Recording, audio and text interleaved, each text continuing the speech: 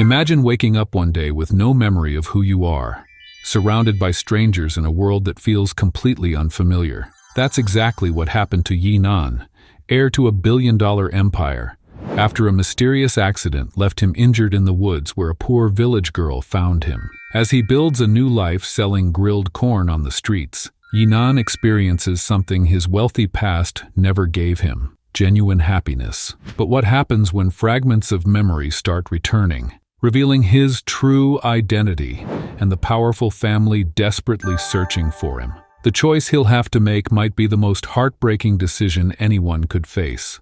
What would you do if you stumbled upon an unconscious stranger in the woods near your home? For Han Yan and her mother, that question became reality on what started as an ordinary day. The morning sun filtered through the worn curtains of their small wooden house at the edge of town. Han Yan stretched as she rose from her thin mattress, careful not to wake her mother, who had worked late into the night mending clothes for extra income. Their home was modest, just 2 rooms with basic furnishings, but meticulously clean. Photographs in simple frames lined their single shelf, memories of happier times before Han Yan's father had accumulated gambling debts that now hung over their heads like a constant storm cloud. "Mom, I'm going to gather some mushrooms in the woods," Han Yan called softly as her mother finally stirred. "The market vendor said he'd pay extra for the red-capped ones after yesterday's rain." Her mother nodded wearily, dark circles under her eyes, testament to her exhaustion. "Be careful. Don't go too deep into the forest." The concern in her voice reflected their reality. They couldn't afford even minor emergencies. With a woven basket looped over her arm, Han Yan followed the familiar dirt path into the woods. Despite their struggles, she found peace among the trees, where financial worries seemed distant. The forest was unusually quiet that morning, the typical chorus of birds, strangely absent. As she ventured further in search of mushrooms, something caught her eye, an unusual glint of light reflecting off metal where the path curved ahead. Han Yan approached cautiously, her breath catching in her throat at what she discovered. A man lay unconscious on the ground, blood trickling from a wound on his temple. He was young, perhaps in his late 20s, dressed in clothes that immediately signaled wealth. A tailored suit, now torn and muddied. Italian leather shoes worth more than her family earned in months. "Sir, can you hear me?" she called, kneeling beside him. No response. Her fingers trembled as she checked for a pulse, relief washing over her when she felt the steady rhythm beneath her fingertips. Around his neck hung an intricately designed platinum pendant, with what appeared to be a rare blue diamond at its center. The jewelry alone could solve all her family's financial problems in an instant. For a fleeting moment, Han Yan considered the possibility. One quick movement, and the necklace could disappear into her pocket. No one would know. The thought lingered for barely a second before shame overcame her. Whatever troubles her family faced, her mother had raised her with an unshakable moral compass. Instead, Han Yan ran home faster than she'd ever moved before, bursting through the door breathlessly. "Mom, there's an injured man in the woods. He needs help." Her mother's face paled. "Did you check if he's alive? Should we call someone?"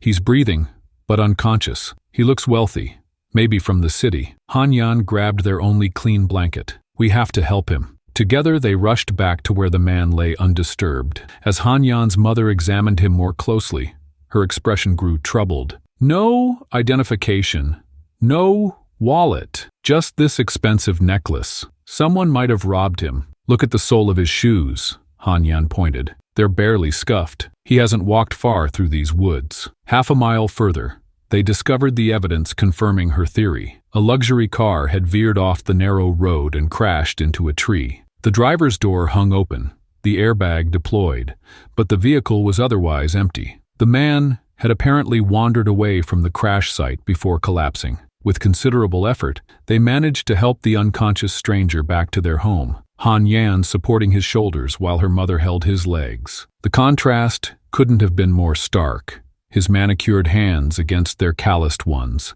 his tailored suit against their patched clothing. "We should call the hospital," Han Yan's mother said firmly, despite knowing the financial implications of what she was suggesting. "He needs proper medical care." Han Yan nodded. Their only neighbor with a reliable vehicle was Mr. Chen, a grumpy man who charged exorbitant fees for rides into town. The cost would mean no food for days, but there was no alternative. As they waited for Mr. Chen to prepare his car, Han Yan cleaned the wound on the stranger's head with their limited first aid supplies. His features were refined, his skin unmarked by physical labor. Who was he? Why was someone so obviously wealthy driving alone on their remote country road? Miles away, in a palatial estate in the city, panic was spreading. Yi Nan, sole heir to the Jinyu Tang Empire, had missed an essential board meeting. His father, stern and practical, was annoyed. His mother, intuitive and worried, sensed something wrong. Yi Nan had never been irresponsible with family business. When calls to his cell phone went unanswered hour after hour, irritation transformed into genuine concern. "Send security to track his car," his father finally ordered, pride giving way to fear. He left last night for that countryside winery inspection. He should have been back by dawn. Back in the small hospital on the outskirts of town, Han Yan paced the worn linoleum floor of the waiting room. Her mother had used their emergency savings to pay the initial registration fee, but the doctor had already warned them more expenses would follow. "The CT scan shows no severe brain trauma," the doctor explained when he finally emerged from the examination room. "But I'm concerned about his cognitive function. He's experiencing retrograde amnesia, memory loss of events before the injury. He cannot tell us his name or any personal details." Han Yan's stomach tightened. Will he recover? Possibly. Such cases vary widely. Some patients regain memory in days, others weeks or months. Some ... The doctor hesitated. Some never fully recover their past. Just then, a nurse interrupted. "Doctor, the patient is awake and becoming agitated. He's asking where he is and who brought him here." Han Yan and her mother exchanged glances. They had done what compassion demanded, but now faced an impossible situation. A wealthy stranger with no memory, no identification, and escalating medical bills that would soon exceed their capabilities. "We should go in," Han Yan's mother said softly. "He must be frightened." As they entered the hospital room, Han Yan felt an unexpected flutter in her chest when the stranger's eyes met hers. Dark, confused, but somehow still commanding even in his vulnerability. The monitors beeped steadily as he studied them with open suspicion. "Who are you?" he demanded, his refined accent confirming Han Yan's assumptions about his background. "What happened to me?" Han Yan stepped forward. "I found you unconscious in the woods near our home. You had an accident. Your car crashed. We brought you here for help." His fingers instinctively reached for the platinum necklace still around his neck, seemingly the only thing familiar to him. "I don't remember anything," he whispered, fear breaking through his composed facade. "Not the accident, not my name, not why I was there." The doctor nodded gravely. "Classic retrograde amnesia. We'll need to run more tests, and meanwhile, we'll need contact information for billing purposes." The stranger's expression hardened. "I have no contacts to give you because I don't know who I am." His voice rose with each word, panic edging in. "I don't know who to call. I don't know where I live. I don't know anything." The panic in his voice echoed through the sterile hospital room as the reality of his situation crashed over him like a tidal wave. "I don't know who I am." Those 5 words hung in the air, carrying a weight few of us will ever comprehend. For this man, this stranger, existence had suddenly been reduced to a moment-by-moment experience with no foundation to stand on. The hospital staff exchanged skeptical glances as they observed his refined posture and articulate speech. How could someone so obviously educated and well-mannered truly remember nothing? Yet the fear in his eyes was unmistakably genuine. This wasn't a convenient lapse of memory. It was the terrifying void of a life completely erased. "Sir, we need your insurance information and identification," the nurse said firmly, clipboard in hand. "Hospital policy requires payment information before we can proceed with additional treatment." He stared at her blankly, then frantically patted his pockets, finding nothing. "I told you, I don't know who I am." His voice cracked as the panic escalated. "How can I give you identification when I don't even know my own name?" The hospital administrator was summoned, her expression hardening as she explained the situation. "Without identification or someone to vouch for you, we cannot continue care beyond emergency stabilization. Do you have any relatives we can contact? Anyone at all?" Han Yan watched from the doorway as the man's face crumpled in desperation. Each question fired at him seemed to deepen his distress. The fundamental markers of identity most people take for granted, name, address, family, were completely inaccessible to him. He was adrift in a world that demanded answers he simply couldn't provide. "Perhaps you're experiencing temporary confusion from the accident," suggested a doctor, his tone carrying a hint of doubt. "Your speech patterns and mannerisms suggest education and refinement. Someone must be looking for you." The stranger's hands trembled as he gripped the bed rails. "If that's true, I have no way to reach them. I can't remember a single phone number, address, or name. It's all gone." Han Yan stepped forward, surprising herself with her own boldness. "I'll help with the immediate hospital costs," she announced, fingering the expensive ring she'd removed from his hand while he was unconscious. She'd noticed its quality immediately, guessing it would cover at least the basic fees. It felt like a violation to sell his possession, but what choice did they have? The administrator nodded curtly. "That would be acceptable for now. But what happens when he's discharged? He can't simply wander the streets." Han Yan hadn't considered that. Where would this man go? The question followed her home that evening, where her family gathered around their small dinner table to discuss the extraordinary situation. "This is madness," her father insisted, slamming his palm against the table. "We barely have enough to feed ourselves.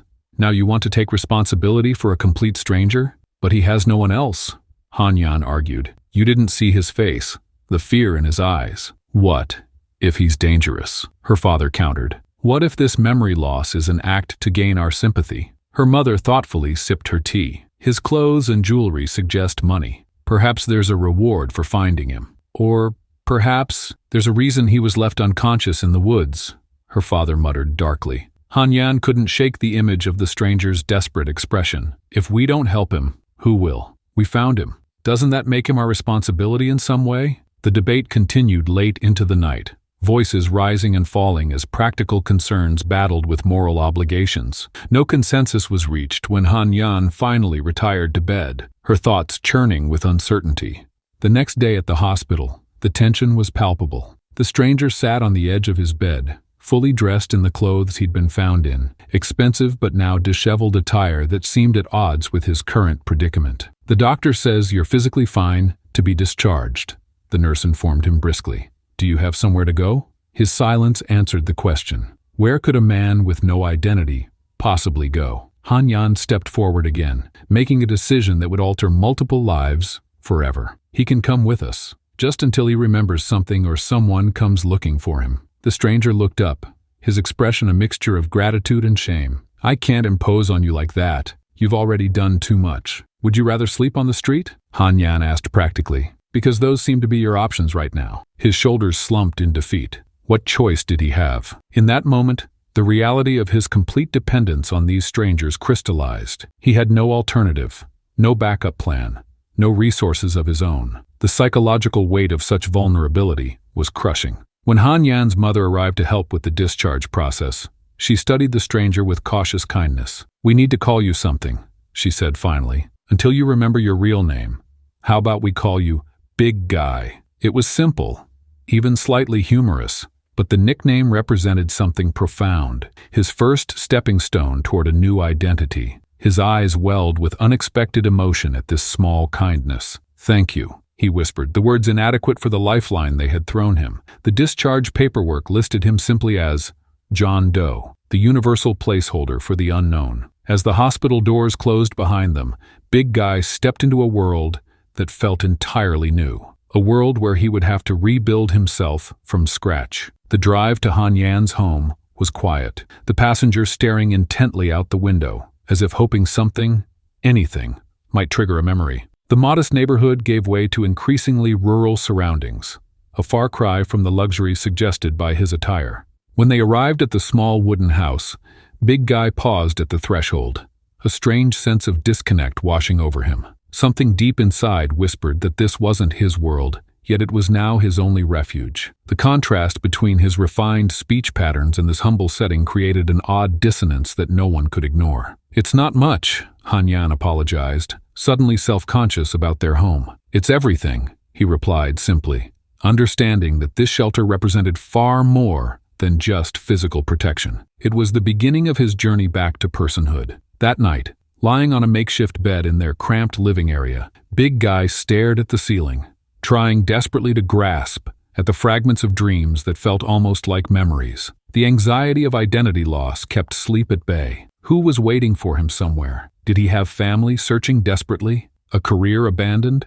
Responsibilities neglected? The questions haunted him, each one underscoring the profound existential crisis of his situation. For most people, identity is a given, a stable foundation built from memories, relationships, and experiences. For Big Guy, that foundation had been obliterated, leaving him to construct a new self in real time, without blueprints or materials. The psychological vertigo was overwhelming. That overwhelming psychological vertigo became even more pronounced the next morning when Big Guy faced his first real test, proving his worth to a family already struggling to survive. Standing in Han Yan's kitchen, he stared at a simple pot of rice, with the bewilderment of a child, facing advanced calculus. His hands, though manicured and strong, fumbled with the most basic kitchen tools. "I don't understand why I can't do this," he muttered, frustration etching lines across his forehead as he dropped a spoon for the third time. Han Yan watched from the doorway,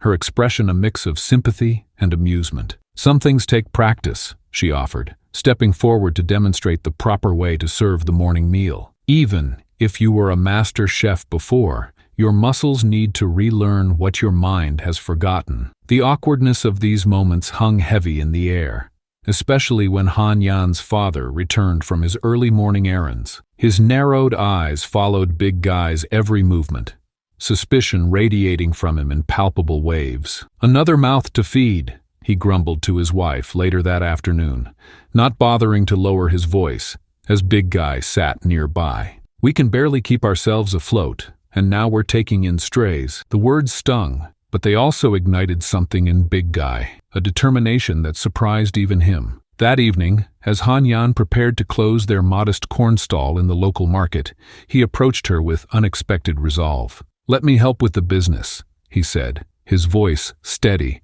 despite the uncertainty churning in his gut. "I need to contribute if I'm going to stay with your family." Han Yan's laugh was gentle but skeptical. "You want to sell grilled corn? Have you ever cooked anything in your life?" "I don't know," he admitted, the painful truth of his condition laid bare in those 3 simple words. "But I can learn." The next morning brought the first of many impromptu cooking lessons. The small charcoal grill seemed to mock Big Guy, as Han Yan demonstrated how to arrange the corn, how to monitor the heat, and when to turn each ear for perfect caramelization. "See how the kernels change color? That's when you know," she explained, taking his hand to guide him through the motion of rotating the corn. The simple touch sent an unexpected warmth through him that had nothing to do with the grill's heat. "From today, you can call me Master Han," she teased, striking a pose of exaggerated authority that made them both collapse into laughter.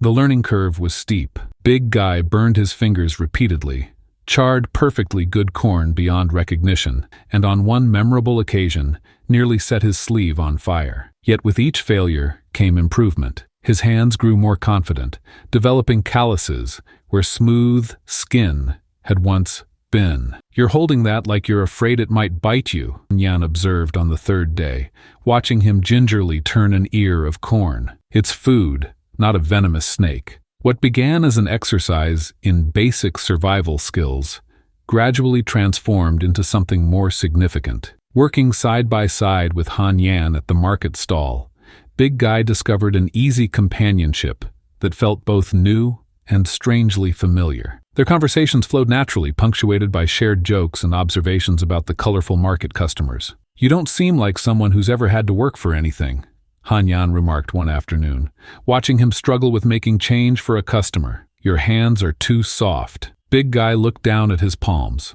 already beginning to toughen from the work. "Whatever I was before, this is who I am now." A week into their new arrangement, something unexpected happened. A businessman from a neighboring town stopped by their stall, complaining that his car had broken down and he needed to deliver important documents. "I can drive you," Big Guy offered before he could stop himself. Both Han Yan and the businessman looked at him with surprise. "You know how to drive?" Han Yan asked. The truth was, Big Guy didn't know if he could drive until he sat behind the wheel. His hands instinctively found the correct position, his feet working the pedals with practiced ease. The businessman watched with growing amazement as Big Guy navigated the unfamiliar roads with the confidence of a professional driver. "You sure you don't remember who you are?" the man asked when they reached their destination. "You drive like someone who's spent a lifetime behind the wheel of luxury vehicles." This incident was the first in a series of revelations. Certain skills remained intact in Big Guy's muscle memory, suggesting a life far different from his current circumstances. Yet rather than dwelling on these mysteries, he channeled his energy into mastering his new role. By the third week, something remarkable began to happen. Big Guy wasn't just competently grilling corn, he was thriving at it. His natural charisma drew customers to their stall,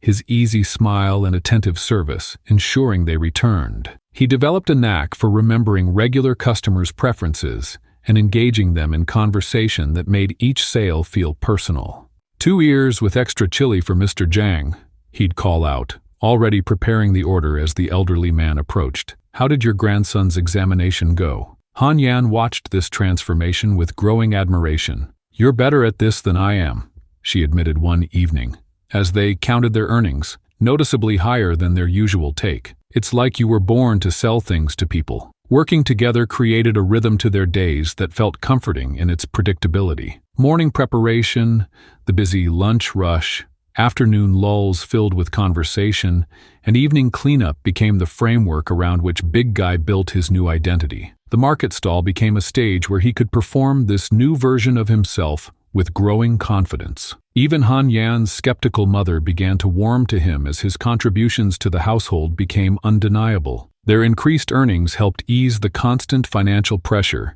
that had been strangling the family. "You've been good for business," she acknowledged grudgingly one evening, sliding an extra portion of food onto his plate at dinner. The simple gesture spoke volumes about his growing acceptance. As the weeks passed, Big Guy settled into this new life with surprising ease. The small wooden house no longer felt foreign, the daily routines of market life no longer overwhelming. He learned the names of regular customers, memorized the shortcuts through the market stalls, and even began experimenting with new corn seasonings that proved popular. Yet beneath this growing comfort lay persistent questions. Occasional headaches would strike without warning, bringing flashes of unfamiliar images. A spacious office with floor-to-ceiling windows, the interior of an expensive car, a fountain pen signing documents. These moments left him disoriented and strangely melancholy. "Does anything ever feel familiar to you?" Han Yan asked one evening as they walked home from the market. "Like you almost remember something but can't quite grasp it?" Big Guy paused, considering the question carefully. "Sometimes I feel like I'm living someone else's life," he admitted. "But then I realize this is the only life I know for certain. Everything else could be imagination." Han Yan studied his face in the fading light. "Maybe who you were before doesn't matter as much as who you're becoming now."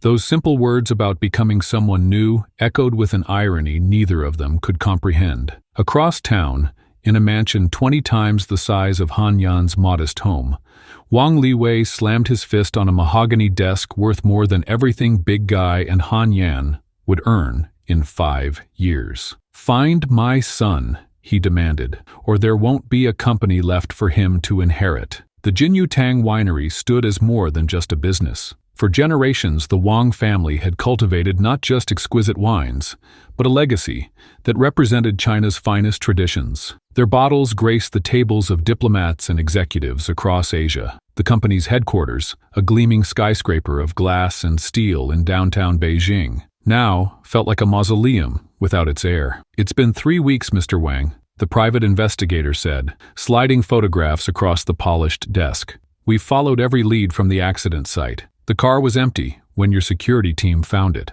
"Then look harder," Wang's voice echoed through the cavernous office. Behind him, floor-to-ceiling windows revealed a sprawling cityscape that seemed small compared to his influence. "Increase the search radius. Hire more investigators. I want every hospital, every police station, every village within 100 miles checked again." While Big Guy stood at a humble market stall perfecting his corn grilling technique, an empire was crumbling. Board meetings at Jinyu Tang had devolved into power struggles. The company's ambitious expansion into international markets, a plan Yi Nan had spearheaded before his disappearance, now hung in limbo. In the executive conference room, Liu Xiang, the company's ambitious CFO, cleared his throat. Perhaps we should consider continuing with the international expansion without waiting for Yinan's return. I've taken the liberty of reviewing his proposals and have several improvements in mind. Wang Liwei's eyes narrowed.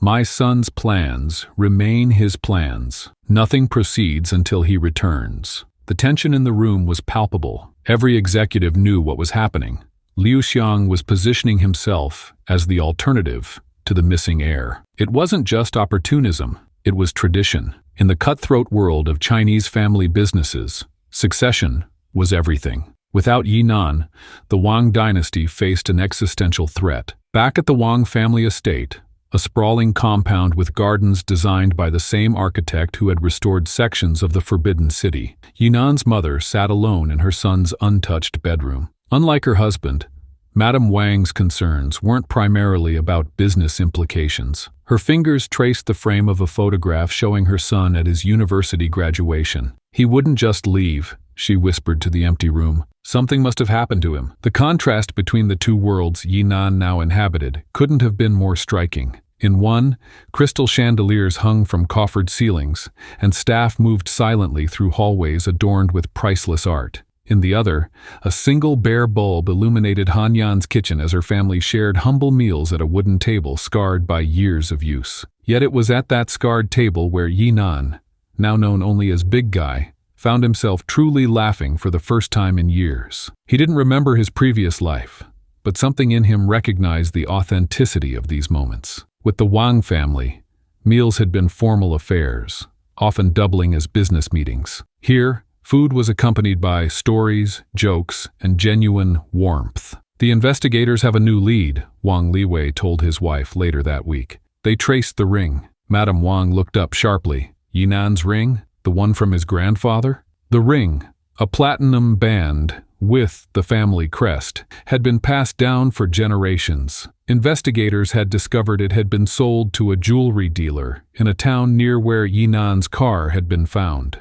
They're checking security footage from the shop now, Wang Liwei said, his voice tight with hope and fear. If someone sold it, they might lead us to our son. Little did they know that the money from that very ring had paid for the hospital bills that saved their son's life, and bound him to Hanyan's family with an unspoken debt of gratitude. The investigation was narrowing, but Yinan remained blissfully unaware of his former identity. As days turned to weeks, he found himself settling into a routine that brought him satisfaction he never knew in his previous life. "We sold out again today," Hanyan exclaimed, counting their earnings at the end of another successful market day. "Your special 5-spice corn is bringing people from 3 villages over now." Big Guy smiled, feeling a simple pride that was entirely new to him. In his previous life, success had been measured in millions, in market share, in boardroom victories. Now, it was the satisfied smile of a customer, the rhythmic turning of corn on the grill, the growing stack of small bills that would help Hanyan's family make it through another week. What he didn't know,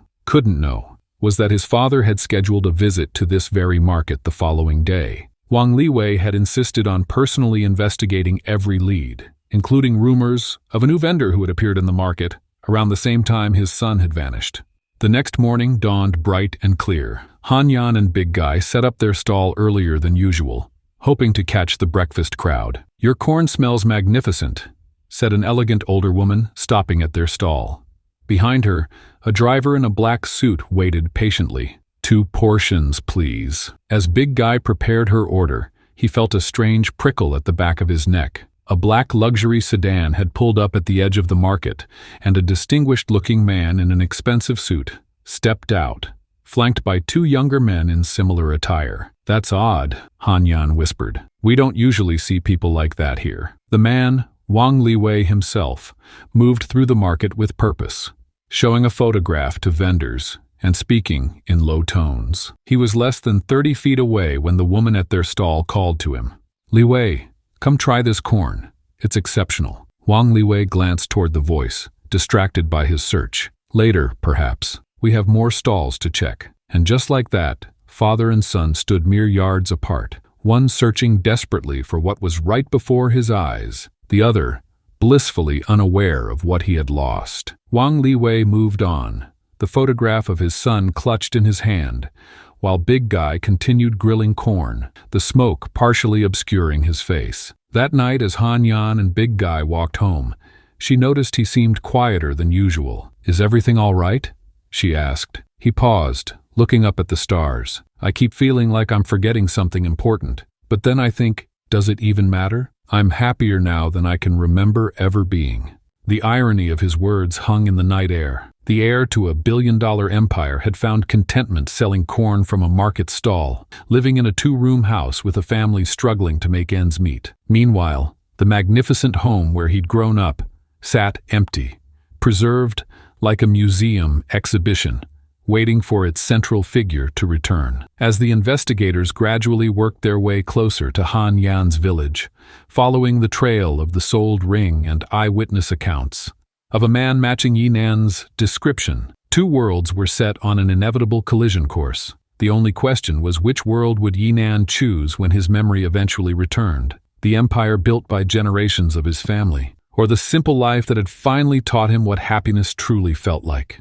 Memory has a strange way of asserting itself, like a river that refuses to be dammed. For Yinan, that river was beginning to break through the barriers of his amnesia in unexpected and disorienting ways. The fragments came without warning, striking him with the force of lightning. A hand, signing important documents, the purr of a luxury engine, faces at a boardroom table looking to him for direction. These weren't just random images. They carried emotional weight that left him breathless and confused, as if his brain was whispering secrets about a stranger who happened to share his body. The headaches began during a particularly busy market day. Yinan was in the middle of serving a customer when pain shot through his temples, bringing him to his knees. In that moment of agony, he saw himself seated at the head of a mahogany table, raising a crystal glass of ruby-red wine toward a room full of applauding executives. The vision vanished as quickly as it had appeared, leaving him disoriented and gasping.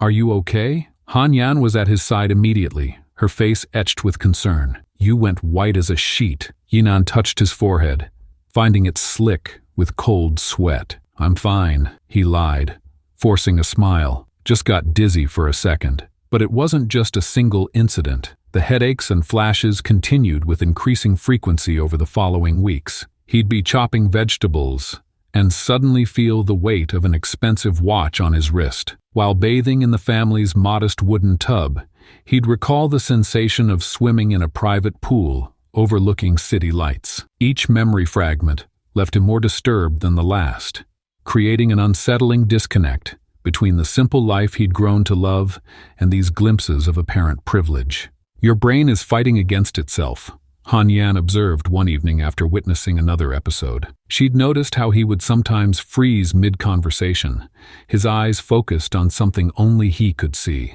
"It's like there are two different people trying to exist in one body." Her innocent observation was more accurate than she knew. These memory flashes were creating a profound identity crisis for Yinan. The skills and knowledge emerging from his subconscious suggested a life vastly different from selling corn with Han Yan. He found himself instinctively reaching for non-existent cufflinks each morning. When a local businessman complained about market fluctuations, Yinan spouted analysis worthy of a financial expert before catching himself. The most revealing incident occurred during the village's annual harvest festival. A traveling wine merchant had set up a tasting booth, challenging visitors to identify different varieties for a small prize. Han Yan had dragged Yinan over, thinking it would be entertaining to watch him stumble through the challenge. "Go on," she urged. "You can't possibly know anything about fancy wines." The merchant poured small amounts of 3 different wines into glasses and waited expectantly. Yinan lifted the first glass, swirled it absently, then inhaled its aroma. Something deep within his brain clicked into place, and his body moved on autopilot, examining the color against the light, taking a precise sip, letting it coat his tongue before spitting it into the provided bucket. A Cabernet Sauvignon, approximately 5 years old, from Shandong province, he stated confidently. Notes of blackcurrant with a hint of cedar. The tannins suggest it was aged in French oak barrels. The wine merchant's jaw dropped. Han Yan stared in disbelief. Yinan himself looked the most shocked of all. How did you know that? Han Yan whispered as they walked away from the booth, Yinan clutching the small prize basket he'd won after correctly identifying all 3 wines. I don't know, he admitted, his voice shaking. It just came to me, like I've done it 1,000 times before. That night, alone on the small roof where he sometimes slept under the stars, Yinan confronted the growing suspicion that had been building within him. These weren't random skills or coincidences. He wasn't just some ordinary man who had wandered into the forest and lost his memory. The knowledge emerging from his subconscious, wine expertise, financial acumen, the comfort with luxury items, pointed to a past completely at odds with his present circumstances. Han Yan found him there, staring at the pendant he always wore around his neck. The moonlight caught the blue stone at its center, making it glow with an inner fire. You're remembering things, aren't you? She asked, sitting beside him. There was fear in her voice that she couldn't quite disguise. Pieces, he admitted. Nothing coherent. Just fragments that don't fit together. He hesitated, then added, Han Yan, I don't think I belong here. The hurt that flashed across her face was immediately replaced with a forced smile. Of course you do. You're part of our family now. But both knew he was speaking a deeper truth. Whatever his past contained, it wasn't aligned with this simple village life. The psychological defense mechanisms in his brain were weakening, allowing more memories to surface despite his resistance to them. This pendant, he said, holding it up, I think it's important. Not just to me, but valuable. I keep having dreams about it. Han Yan studied the blue stone. She had noticed how he clutched it during his episodes, as if it were an anchor to his true self. Maybe we should find out what it is, she suggested carefully. There's a jewelry shop in the city. We could go there on market day. The jewelry shop was small, but reputable, tucked away on a side street in the nearest city. The owner, an elderly man with magnifying glasses perched permanently on his nose, took one look at Yinan's pendant and nearly dropped his tools. Where did you get this? He asked, his voice hushed with reverence. It's mine, Yinan said defensively. I've always had it. It was the only truth he knew for certain. The jeweler examined the stone under his strongest loop, his hands trembling slightly. This is no ordinary gemstone, young man. This is an extremely rare blue diamond, at least 15 carats, with exceptional clarity. Its value would be... He trailed off, glancing nervously between them. Well, let's just say you could buy half this city with it, Han Yan gasped. Yinan felt the room spin around him as another memory surfaced, his father placing the pendant in his hands on his 25th birthday, saying words he couldn't quite hear in his memory. Are you selling? The jeweler asked hopefully. No, Yinan replied instantly, clutching the pendant possessively. The thought of parting with it felt like contemplating cutting off a limb. On the bus ride home, Han Yan was unusually quiet. Yinan knew what she was thinking. That this was further proof he came from a world of wealth and privilege, a world that would eventually reclaim him. The enormous value of his pendant made their humble existence seem even more temporary, a brief interlude before his real life called him back. What Han Yan couldn't know was the internal war raging within Yinan. Each returning memory fragment threatened the peace and happiness he'd found with her family. The more he remembered about his apparent past life, the more he feared losing the simplicity and genuine connection he'd discovered in his present one. That night, as they walked home from the bus stop, Han Yan finally spoke the fear that had been growing between them. When you remember everything, you'll leave, won't you? Yinan stopped, turning to face her under the glow of the village's single streetlight. Her eyes held the quiet resignation of someone preparing for inevitable loss. I don't want to remember, he admitted. Whoever I was before, he wasn't happy. I can feel that much. But here, with you and your family, I've found something real. In that moment, Yinan made a conscious decision that many with retrograde amnesia unconsciously make, to resist the full return of his memories. He would protect this new identity, this simple happiness, against the complicated past trying to reclaim him. The blue diamond pendant would remain around his neck, but he would stop seeking answers about its origin or his previous life. Sometimes the walls we build to protect our new identities are made of nothing more than wishful thinking. For Yinan, the sanctuary he'd created selling corn alongside Han Yan was about to be tested in the most public way possible. The annual Marketplace Festival, an event that should have been just another workday, was destined to become the stage where his carefully constructed new life would begin unraveling thread by thread. The marketplace hummed with an energy that felt different from their usual selling days. Colorful banners stretched overhead, announcing special promotions while vendors called out their wares with renewed enthusiasm. Han Yan and Yinan had secured a prime location for their corn stand, directly adjacent to an elaborate promotional booth, bearing the familiar Jinyutang logo. The wine company had erected an impressive display with polished bottles, arranged beneath soft lighting, creating an island of luxury amid the market's rustic charm. "We got lucky with this spot," Han Yan remarked, adjusting her apron. "All these wine tasters will need something substantial afterward." Yinan nodded, but his attention kept drifting to the Jinyutang booth, where elegantly dressed staff poured precise measurements of amber and ruby liquids into crystal glasses. The practiced movements of the sommelier triggered something in him, a distant familiarity he couldn't place. A woman in a tailored business suit supervised the setup, her commanding presence drawing respectful nods from her staff. This was Liu Kaifan, the company's marketing director, though Yinan had no way of knowing this yet. She caught him staring and offered a professional smile before returning to her clipboard. The morning progressed smoothly until mid-afternoon, when a sleek black car pulled up at the market's entrance. From it emerged an older woman wearing expensive jade jewelry, her posture rigid with authority. Mrs. Tang Huiman, mother-in-law to the current CEO of Jinyutang, had arrived to observe the promotional event personally. Her assistant hurried alongside her, umbrella poised to shield her from the sun. What happened next occurred with the sudden intensity of a summer storm. Mrs. Tang's casual glance across the marketplace landed on Han Yan. Her composed expression shattered, replaced by shock so profound that she stumbled mid-step. "Yu Ping." The name escaped her lips as barely a whisper, then escalated to a piercing scream. "Yu Ping." The crowd parted as Mrs. Tang rushed forward, her eyes never leaving Han Yan's confused face. Before anyone could react, the older woman had grasped Han Yan's shoulders, her fingers digging in with desperate intensity. "My daughter, where have you been all these years? Look at you, working at a market stall. What happened to you?" Han Yan's confusion quickly turned to alarm. "I'm sorry, ma'am. I'm not Yuping. My name is Han Yan." But Mrs. Tang wouldn't be dissuaded. No.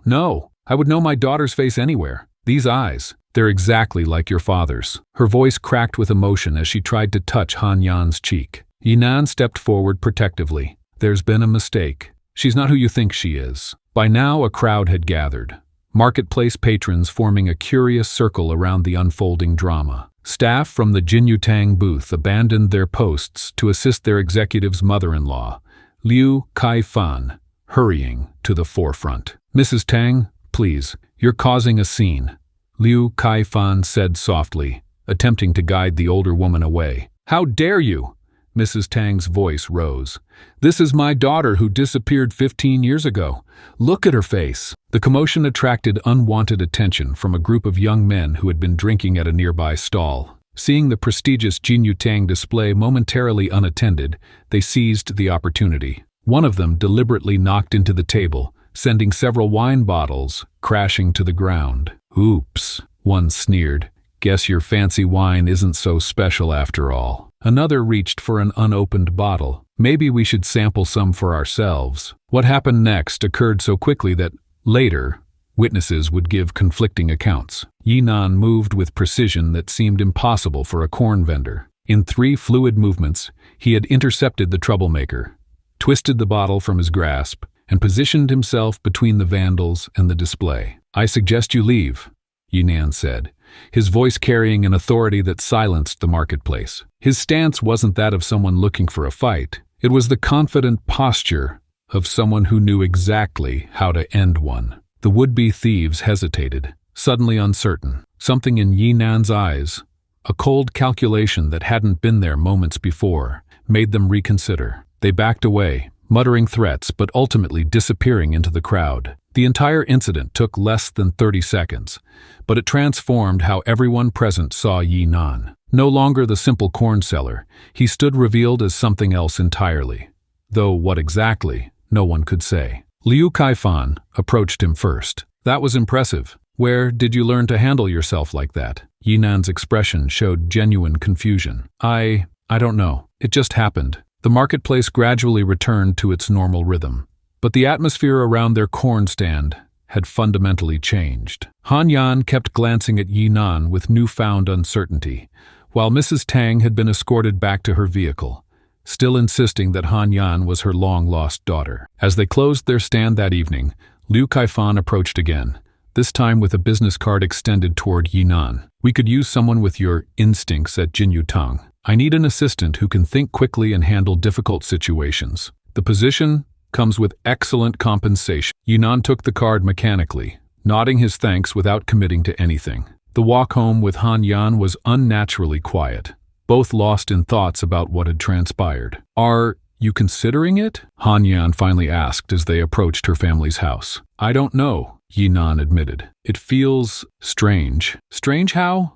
He struggled to articulate the feeling. "Like I've been offered this kind of position before. The card, the formal interview request, it all seems familiar somehow." Han Yan stopped walking. "Do you think this might help you remember who you are?" The question hung between them, loaded with implications neither wanted to face. If Yi Nan recovered his memories, what would happen to their simple life together? "Maybe," he said softly, "but I'm not sure I want to remember anymore. I like our life." Han Yan's eyes reflected a complex mixture of emotions, hope that he would stay, fear that he wouldn't, and something deeper she wasn't ready to name. The decision might have remained theoretical if not for what happened the following morning. Han Yan's mother sat them down at breakfast, her expression grave. "Your father's creditors came by last night," she told Han Yan. "They're demanding payment in full by the end of the month, or they'll take the house." The sum she named made Han Yan pale. "That's more than we make in 3 months,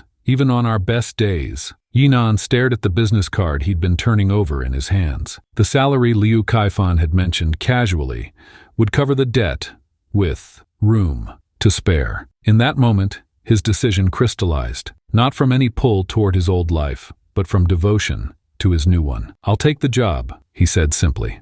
2 days later, Yi Nan stood at the entrance to the Jinyu Tang corporate headquarters, dressed in the best clothes Han Yan's family could provide. The security guard waved him through as if he belonged there, and as the elevator carried him upward, a strange sensation washed over him. The polished brass railings, the subtle aroma of sandalwood in the air, the hushed conversations, all triggered a sense of déjà vu so powerful it almost made him dizzy. When the doors opened on the executive floor, Yi Nan stepped out with a confidence he didn't consciously possess. His feet carried him unerringly toward the marketing department, as if some part of him had walked this path countless times before. The human mind can forget, but muscle memory rarely lies. Yi Nan's body moved through Jinyu Tang's hallways, with the practiced ease of someone returning home, even as his conscious mind remained a stranger to these gleaming corridors, setting the stage for a precarious double life, where one wrong step could collapse everything. Each morning, Yi Nan left the modest wooden home before dawn, exchanging his worn cotton clothes for the crisp suit that hung in the employee locker room at Jinyu Tang. By evening, he'd reverse the transformation, sliding back into his simpler garments before returning to Han Yan's family. This daily metamorphosis wasn't just about clothing, it was about identity itself. "Executive assistants in our company aren't just administrative staff," Liu Kaifan explained during his first week, her manicured hand lingering on his shoulder longer than necessary. "They're extensions of the executives themselves. My right hand, if you will." Yi Nan nodded, trying to ignore the strange familiarity he felt with the marketing reports spread across the polished mahogany table. The data made sense to him, too much sense. When Liu Kaifan asked his opinion on a new vineyard acquisition, his analysis flowed naturally, as if he'd been evaluating wine markets for years.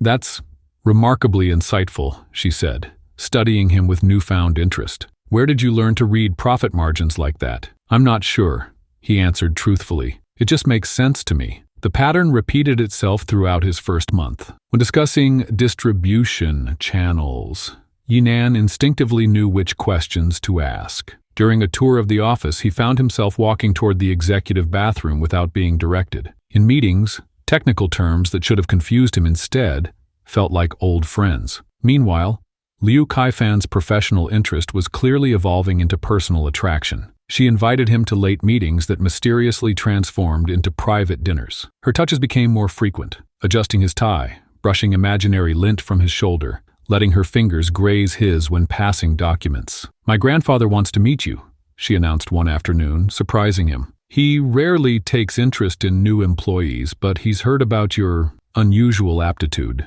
Yinan struggled to maintain his composure. The chairman of Jinyu Tang wanting to meet an assistant? It felt both flattering and dangerous, like stepping closer to a truth he wasn't ready to confront. Back in Han Yan's village, he faced an entirely different challenge. His first paycheck had been substantial, more than Han Yan's family typically saw in months. That night, he'd slipped half of it under their rice container, telling Han Yan the next morning that he'd found it while cleaning. "That's impossible," she'd argued, eyes narrowed in suspicion. "Who would leave this much money in our home? Maybe your father sold something valuable?" he suggested, hating the deception but seeing no alternative. The class divide between his two worlds became increasingly apparent. At Jinyu Tang, executives discussed weekend trips to Paris as casually as Han Yan's neighbors talked about visiting the next village. In one world, a bottle of wine cost more than a month's expenses in the other.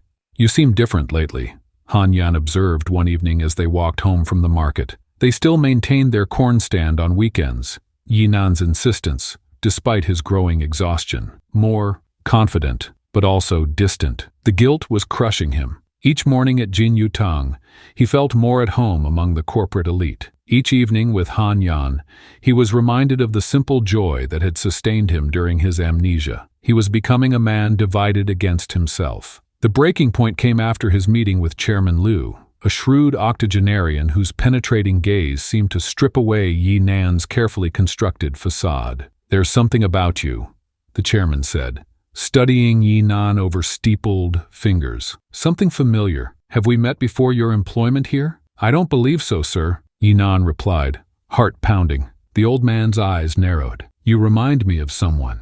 The way you analyze problems, very reminiscent of an old colleague." That same evening, Liu Kaifan invited Yinan to her office after hours. The marketing department was empty, the lights of Beijing twinkling through floor-to-ceiling windows. On her desk sat a small velvet box. "I have something for you," she said, sliding the box toward him. Inside was a watch, platinum with a sapphire face, the kind that cost more than most cars. "I can't accept this," he said immediately, recognizing its value despite himself. "Of course you can," she insisted, stepping closer. "Yinan, surely you must realize by now that my interest in you extends beyond your work performance." The use of his name, his actual name, not big guy, jolted him. He'd given Jinyu Tang his real name because the amnesia story would have been too complicated for employment papers, but hearing it from her lips sounded wrong. "You're extraordinary," she continued,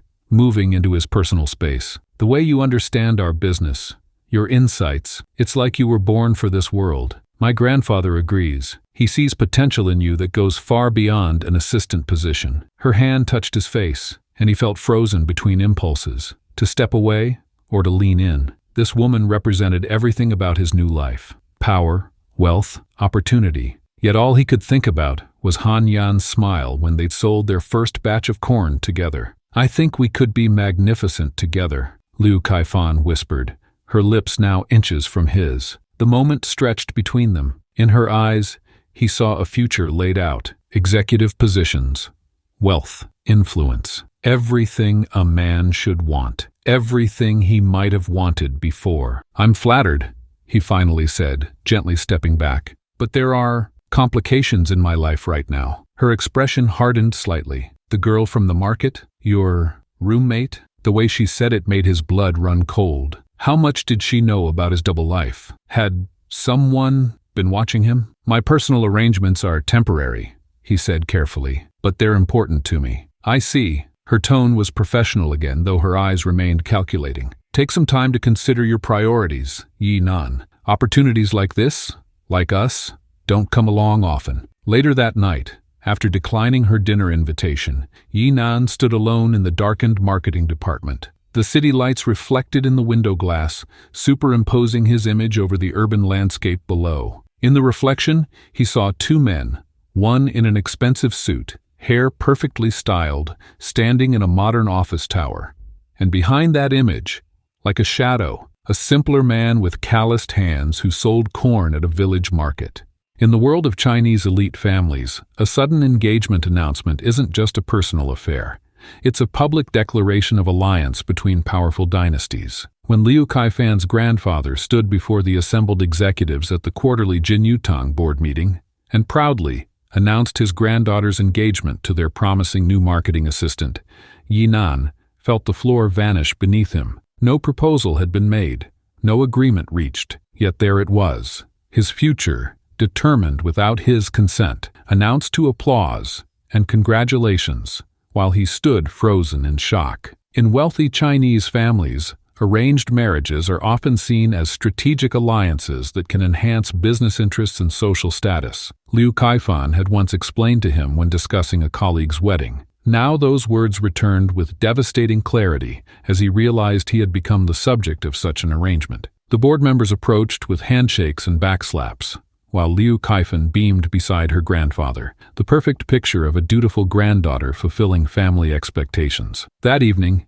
Yi Nan's hands trembled as he opened the door to Han Yan's family home. The contrast between the gleaming corporate headquarters he'd left and the humble wooden structure before him had never felt more stark. How could he explain what had happened? The words caught in his throat as Han Yan looked up from the kitchen table, her smile fading as she registered his expression.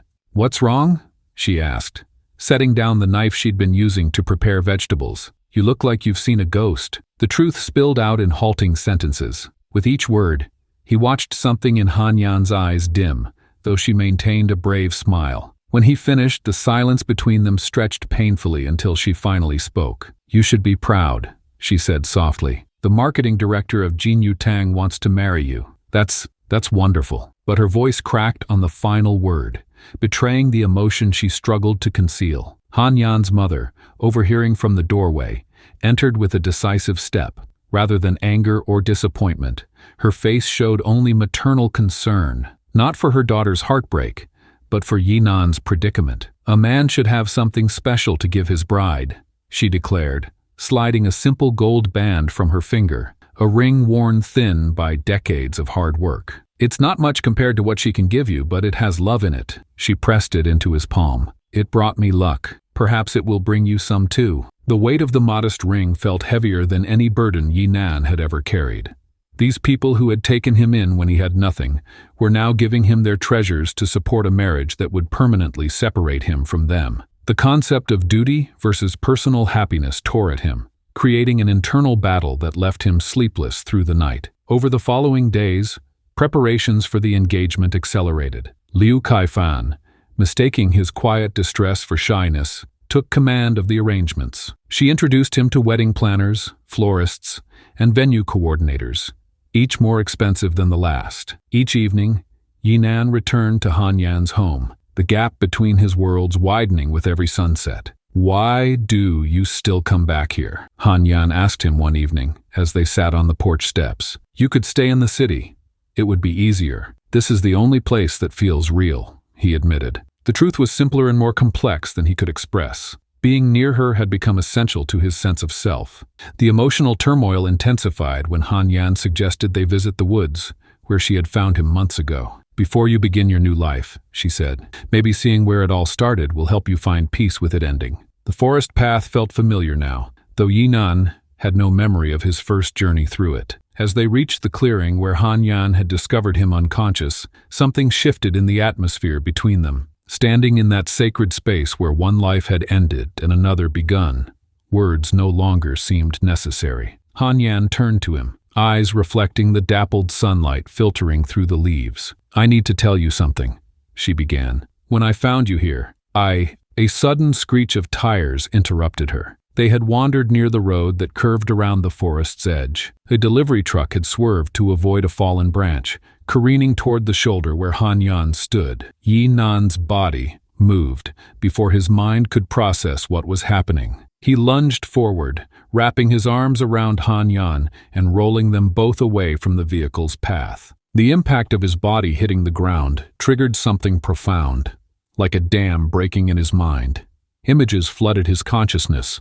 Boardroom meetings, family dinners in a mansion, arguments with his father about company direction, the winery inspection on the day of his accident, the sudden downpour that caused him to lose control of his car. Yi Nan gasped, clutching his head as his full identity reassembled itself in a rush of memory. The psychological studies were right. The emotional turmoil was overwhelming. Names, faces, responsibilities, and expectations crashed through his consciousness with unstoppable force. Yi Nan? Han Yan's voice seemed to come from far away. Are you hurt? He looked at her, truly seeing her as both the woman who had saved his life and the woman he had grown to love. With full awareness of who he was. I remember, he whispered. Everything. Han Yan's expression shifted from concern to understanding. You're him, aren't you? The heir they've been searching for? He nodded, unable to deny it any longer. I'm Wang Yi Nan. My family owns Jin Yutang, the empire I've been working for.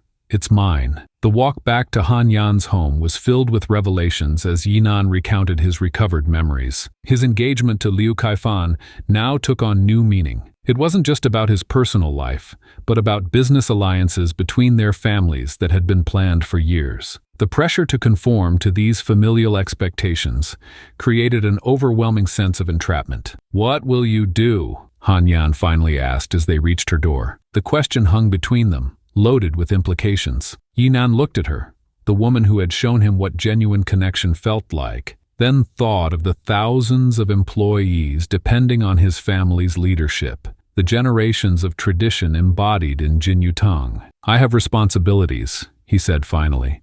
People counting on me, a legacy I was born to continue. Han Yan nodded, understanding the cultural backdrop that made personal happiness secondary to familial duty. I know, she said simply. That night, Yi Nan made his decision. The next morning, he called for a car. Not a taxi, but his family's private driver whom he contacted using a number he now remembered by heart. As the luxury sedan pulled away from Han Yan's humble home, Yi Nan watched her figure growing smaller in the rear-view mirror. At his family's mansion, the staff greeted him with shock and joy. His mother wept as she embraced him. His father, more restrained but equally moved, demanded to know where he had been. Yi Nan provided a carefully edited version of events, omitting details about Han Yan and her family. Secrets have a weight all their own, and as Yi Nan stood in the grand ballroom of the Jin Yutang estate, watching crystal chandeliers reflect light across the faces of China's elite, he felt that weight threatening to crush him. What happens when two worlds that were never meant to touch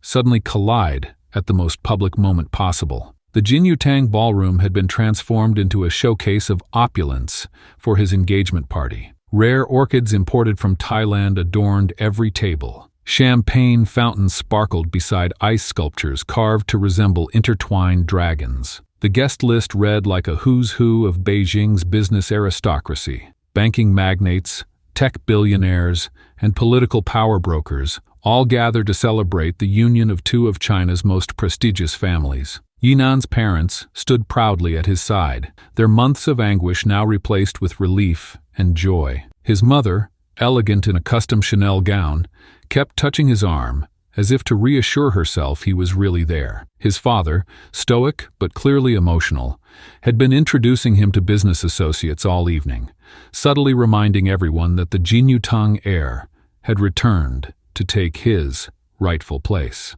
Your father has arranged for representatives from the Shanghai Exchange to meet with you tomorrow, Liu Kaifan whispered, squeezing his arm possessively. The merger announcement will be made next week. She looked radiant in a red gown that symbolized good fortune, her family's ancient jade hairpin catching the light with every graceful movement. But Yi Nan's attention kept drifting to the entrance. When a commotion at the door finally announced new arrivals, his heart raced. Han Yan and her mother stood hesitantly at the threshold, looking both awed and terrified by the splendor around them. They wore their Sunday best, simple but clean attire, that marked them immediately as outsiders in this world of luxury. Yinan had sent his private car for them but hadn't explained who they truly were to him. The family who had saved him, housed him, and shown him kindness when he had nothing. He had only told his driver to bring special guests. A murmur rippled through the crowd as Yinan broke protocol,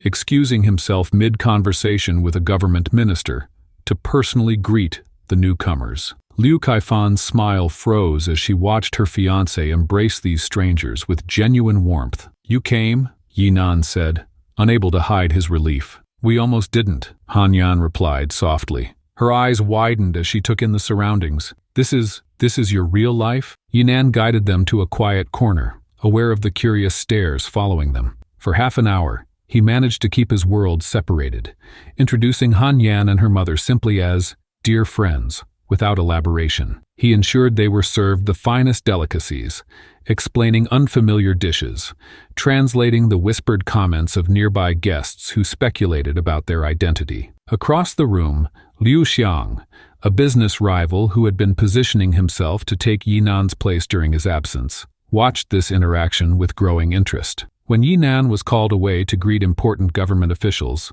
Liu Xiang approached Hanyan. "Enjoying yourself?" he asked with a practiced smile. "Quite different from selling corn on the streets, isn't it?" Hanyan's shock confirmed his suspicion. Liu Xiang had recognized her from visits to the rural market where he sourced ingredients for his restaurants. With calculated timing, he waited until Yinan rejoined his parents and Liu Kaifan's family for a formal toast before making his move. "Ladies and gentlemen," Liu Xiang called out, his voice carrying across the suddenly quiet ballroom. "I believe our distinguished host has forgotten to properly introduce his most interesting guests." He gestured dramatically toward Hanyan and her mother. "Perhaps he's embarrassed to admit that during his mysterious absence, the heir to Jin Yu Tang was selling grilled corn alongside this young woman in a village market." The ballroom erupted in shocked gasps. Liu Kaifan's champagne glass slipped from her fingers, shattering on the marble floor. "Is this true?" Wang Liwei demanded, his face flushing with anger as he turned to his son. Before Yinan could respond, Liu Kaifan's grandfather, the chairman of their family conglomerate, stepped forward. "You mean to tell us that while we were negotiating a multi-billion yuan merger between our companies, you were living as a street vendor?" "He was living with them," Liu Xiang continued, relishing his moment. "A common laborer in their household. Ask them if you don't believe me." All eyes turned to Hanyan and her mother, who stood frozen in the spotlight of collective scrutiny. The contrast between their modest attire and the surrounding luxury had never been more stark. "Is this the reason for your memory loss claim?" Liu Kaifan asked, her voice brittle with humiliation. "A convenient excuse to hide your double life? Our families have spent months planning this merger." Yinan moved to stand between his two worlds, his family and fiancé on one side, Hanyan and her mother on the other. The tension in the room was suffocating. "Yes," he said simply. "Everything Liu Xiang said is true. I lost my memory in the accident. Hanyan found me unconscious in the woods. She and her family took me in when I had nothing. No identity, no money, no past. They gave me a home when I was a stranger." His mother pressed a hand to her mouth, tears streaming down her face. His father stood rigid with shock. "While living with them, I learned what it means to earn every yuan through hard work. I learned how to be part of a family that values each other more than status or wealth. I learned that happiness doesn't require luxury." Liu Kaifan's father stepped forward, his expression thunderous. "This engagement is a disgrace. The contracts, the merger agreements, all premised on a lie." "Not a lie," Yinan countered. "A discovery. I am still Wang Yinan. I still understand my responsibilities to this company and our family legacy. But I'm also the man who found purpose selling corn beside Hanyan." Hanyan finally found her voice. "We didn't know who he was. We just knew he needed help." The simple dignity of her words silenced the room momentarily. Even the most jaded guests recognized the authenticity of the statement. Yinan turned to face the assembled elite. "My accident and memory loss gave me something priceless. The chance to see life from a different perspective. To experience genuine connection without the filter of wealth or status." He looked directly at his father. "The Wang family has always prided itself on recognizing value where others miss it. Han Yan and her family have values that no amount of money can buy: compassion, integrity, and genuine community. These are qualities that should be honored, not dismissed. Liu Kaifan stepped forward, her voice cold with rage. Choose now, Yinan, this peasant girl, or your responsibilities, your family's legacy, or this fantasy of simple living you've been playing at. The room held its collective breath. Yinan looked from his parents to Han Yan, understanding that his next words would permanently alter the course of many lives. I choose both, he said firmly. I am the heir to Jinyu Tang, and I will honor that legacy. But I will do it as the man I've become, someone who understands both worlds and can bridge them. The engagement can proceed if that's what our families still want, but only with complete honesty about who I am and what I've learned. He reached for Han Yan's hand. And this woman and her family will always have my loyalty and gratitude. They will be respected guests in my home and valued advisors in my life. The silence that followed was electric. Two worlds stood facing each other across an impossible divide, with Yinan positioned at the crossing point. As the tension stretched between those two worlds, Yinan stood at a crossroads few ever encounter, where wealth meets wisdom and privilege confronts purpose. Most people believe that climbing the social ladder means abandoning your roots. But what if the heir to an empire had discovered that true success requires something most billionaires never achieve? The silence in the elegant ballroom gradually transformed from shock to curiosity. Yinan stepped forward, his posture reflecting both the confidence of a corporate heir and the humility of a man who had sold corn on village streets. I'm not choosing between these worlds, he announced, his voice steady despite the trembling in his hands. I'm proposing we bring them together. The gasps from both sides of the room couldn't have been more synchronized if they had been rehearsed. Wang Liwei, Yinan's father, stepped forward with furrowed brows. Son, you cannot seriously suggest bringing street vendors into our corporate structure. The board would never. Not as street vendors, father, Yinan interrupted, pulling out a folder he'd prepared. As artisans, as keepers of tradition that our customers value more than we've realized. Yinan's bold proposal was revolutionary, creating a new division at Jinyu Tang that would employ local artisans from Han Yan's village and surrounding communities. Their traditional craftsmanship would enhance Jinyu Tang's luxury offerings, creating unique, heritage-infused products that would appeal to consumers seeking authenticity. The resistance was immediate and came from all sides. The Wang family's concerns centered primarily on their reputation among Beijing's elite. Yinan's mother pulled him aside during a tense moment. We've spent generations building this name, she whispered. You want to risk it all for what? A village girl? On the other side of the room, Han Yan's parents huddled together, their expressions a mixture of pride and terror. Her father leaned toward Yinan when he approached them. Our daughter doesn't belong in that world, he said, gesturing toward the crystal chandeliers and marble floors. They'll eat her alive. The days that followed brought escalating pressure. Liu Kaifan's family issued what amounted to a corporate ultimatum through their representatives. Either Yinan would proceed with the arranged marriage as planned, securing the strategic alliance between their families, or they would withdraw from all existing partnerships with Jinyu Tang. The Liu family's distribution network handles 40% of our export business, Yinan's father reminded him during a private dinner. Their banking connections finance our expansion projects. This isn't a game, son. Yinan placed his chopsticks down carefully. I learned something during those months when I couldn't remember who I was, he said quietly. When you have nothing, no name, no status, no wealth, you discover what actually matters. His parents exchanged glances across the table as Yinan continued. I saw people with so little share everything they had. I experienced genuine community. Not networking, not strategic alliances, but real human connection. The villagers support each other without calculating what they'll get in return.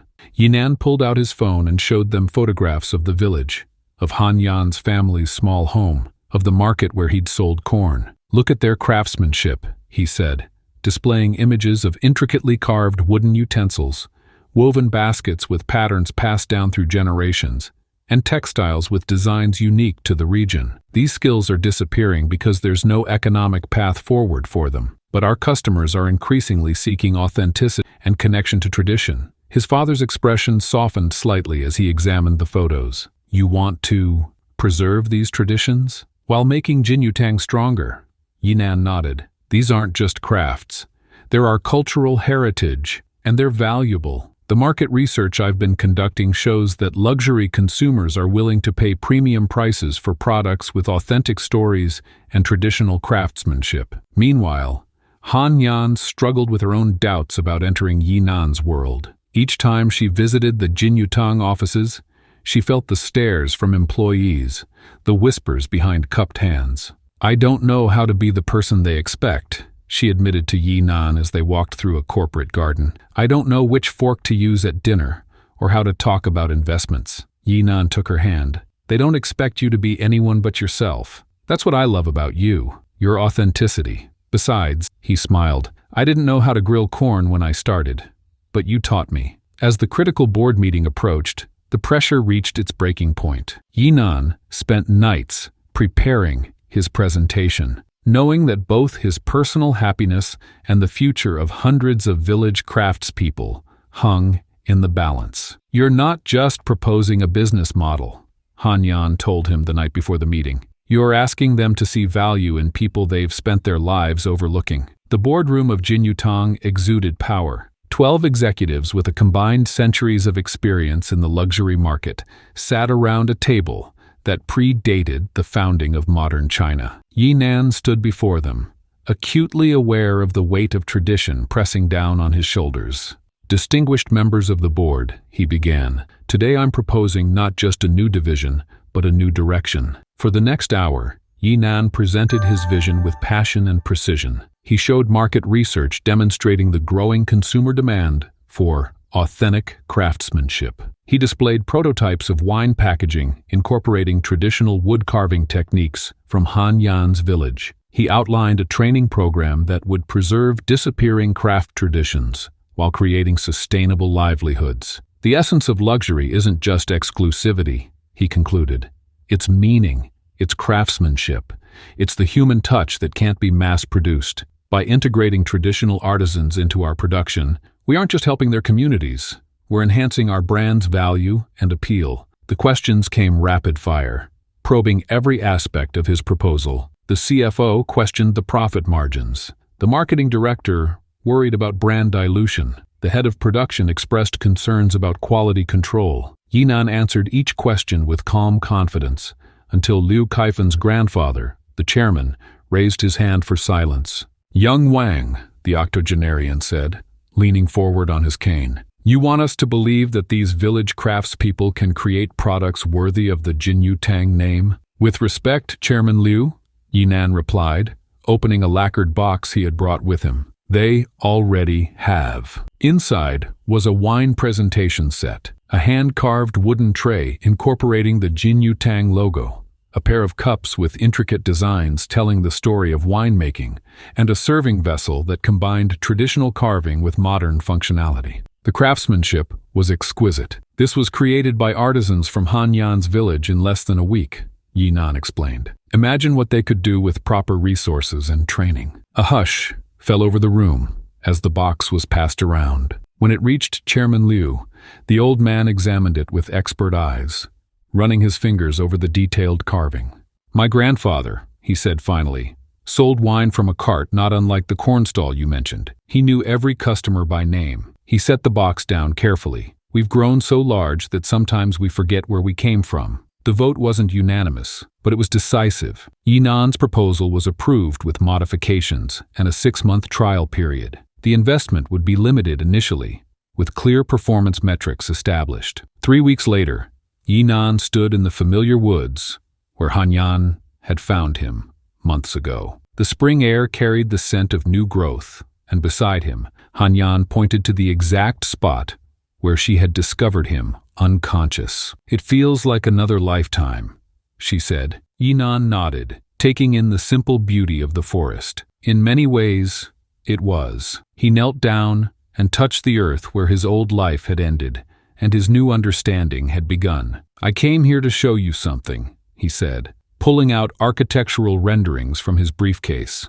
The plans showed a beautiful but modest building, a training center and workshop designed to blend with the natural surroundings, located at the edge of the village. "The Jinyu Tang Heritage Crafts Division," he explained. "Construction begins next month.